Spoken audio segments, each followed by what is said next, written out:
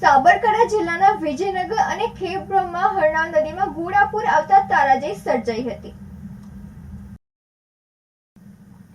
સાબરકાંઠા જિલ્લાના વિજયનગર અને ખેડબ્રહ્મા હરનાવ નદીમાં ઘોડાપુર આવતા તારાજી સર્જાઈ હતી। વિજયનગરના સરસોમાં તારાજીની સ્થિતિ સર્જાઈ હતી તો વળી સ્થાનિક ધારાસભ્ય કે તંત્ર સ્થળ પર નહીં ફરકતા સ્થાનિકો રોષે ભરાયા હતા। સાથે ગ્રામ્ય પંથકમાં ભારે વરસાદ સહિત નદીના પાણી વહેતા થતા સરકારી શાળા, આરોગ્ય કેન્દ્ર સહિત રોડ રસ્તા પાણીમાં સંપૂર્ણ ધોવાયા છે। સ્થાનિકોએ આરસુ તંત્રને સરસો ગામની મુલાકાત લેવા આમંત્રણ સહિત ચોક્કસ સર્વેની માંગ કરાઈ છે।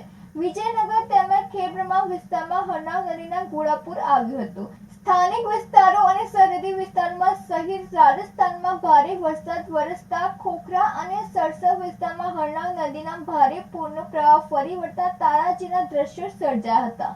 સરસવમાં પ્રાથમિક શાળા, આરોગ્ય કેન્દ્ર સહિત પાણી સપ્લાય વ્યવસ્થા કેન્દ્ર સહિતમાં પૂરના પાણી ફરી વળતા નુકસાન સર્જાયું હતું।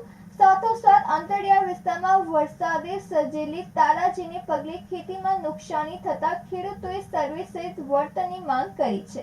ગુજરાત રાજસ્થાન સરહદ પરના ગ્રામ્ય પંથકમાં વરસાદે સર્જેલી તારાજીને પગલે રોડ રસ્તા પાણીમાં ધોવાયા હતા।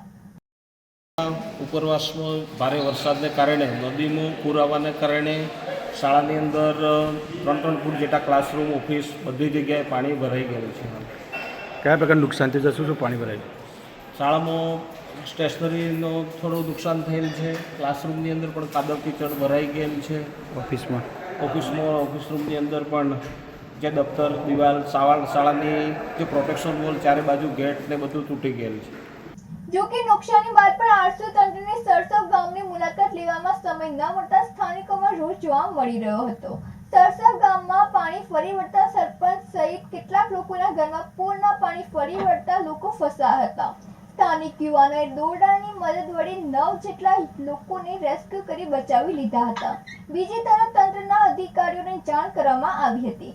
આમ છતાં બપોર સુધી કોઈ અધિકારીઓ અને કર્મચારીઓ ફરક્યા ન હતા તો સ્થાનિક ધારાસભ્ય પણ નહીં આવતા પીડિત સ્થાનિકો રોષે ભરાયા હતા। ત્યારે ગામમાં કુદરતી આફત વચ્ચે અંતરિયાળ વિસ્તારોમાં રહેતા પરિવારોની હાલત કફોડી બની છે।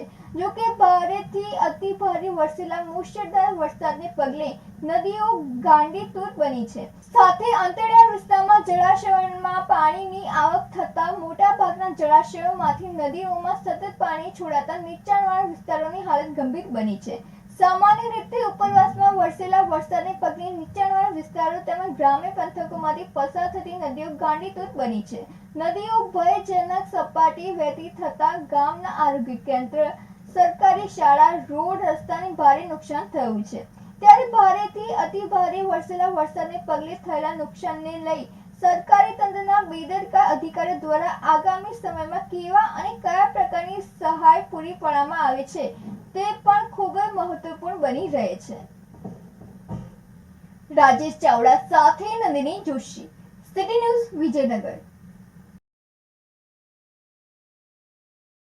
અમે સરસવ ગામમાં 7 લોકો અમારા ઘરમાં અંદર સૂંઘેલો હતો તો અચાનક પાણી આવી ગયું, અમારા ગળે સુધી પાણી આવી ગયું। એટલે બૂમ પાડતા પછી ગામ લોકો દોડતા આવ્યા, દોયડું નોખીને પછી ખીસીને લઈ ગયા, બધા બહાર કાઢ્યા અને ખાવાનું બિલકુલ જતું રહ્યું, બીજું સામાન બિલકુલ જતું રહ્યું, કંઈ આ ઘરમાં રહેવું જ નહીં એવી પરિસ્થિતિ થયેલી છે।